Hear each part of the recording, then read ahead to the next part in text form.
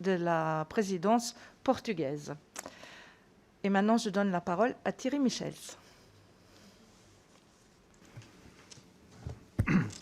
Merci Madame la Présidente.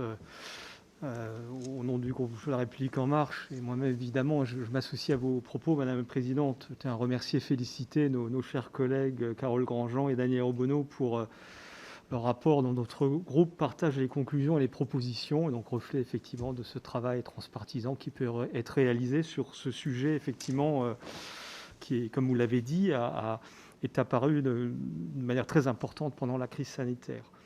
Alors vous l'avez rappelé, la régulation des travailleurs de plateforme est essentielle et doit tenir compte de l'écosystème complexe dont elles sont issues. Je suis particulièrement très sensible aux propositions que vous formulez en matière de sécurité et de santé au travail, d'autant plus que nous allons bientôt examiner à l'Assemblée nationale une PPL relative au renforcement de la prévention en santé au travail, portée par nos collègues Charles Lecoq et Carole Grandjean, ici présentes. Et donc je pense qu'on pourra s'inspirer aussi de ces travaux pour voir comment au niveau européen on peut porter aussi ces améliorations.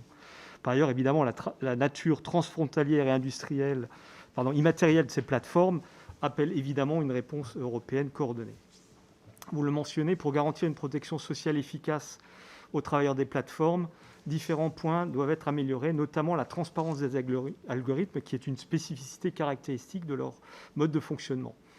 Une parfaite transparence est indispensable pour garantir aux travailleurs de pouvoir se défendre en cas de litige, mais aussi pour éviter les éventuels biais et effets de discrimination.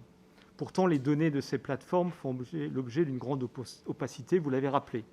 Ainsi, afin de faire valoir les droits de ces travailleurs, il faudra leur donner accès à ces informations, par exemple les critères de notation et l'impact de ces notes sur les mises en relation avec les clients.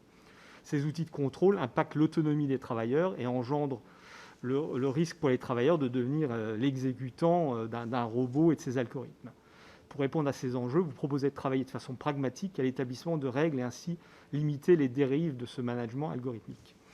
Chers collègues, vous mentionnez la création d'un mécanisme d'audit et de contrôle permettant à des autorités indépendantes de vérifier la construction de ces algorithmes et leur mise en œuvre.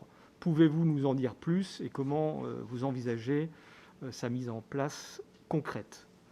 Je vous remercie et je ne manque pas l'envie de dire qu'au moment même, nous vivons un moment historique puisque la vice-présidente Kamala Harris vient d'être investie et non, c'est au tour du président Joe Biden. Donc vous voyez, il se passe beaucoup de choses dans le monde en ce moment et donc ça, c'est quelque chose dont nous pouvons nous réjouir. Voilà. Merci.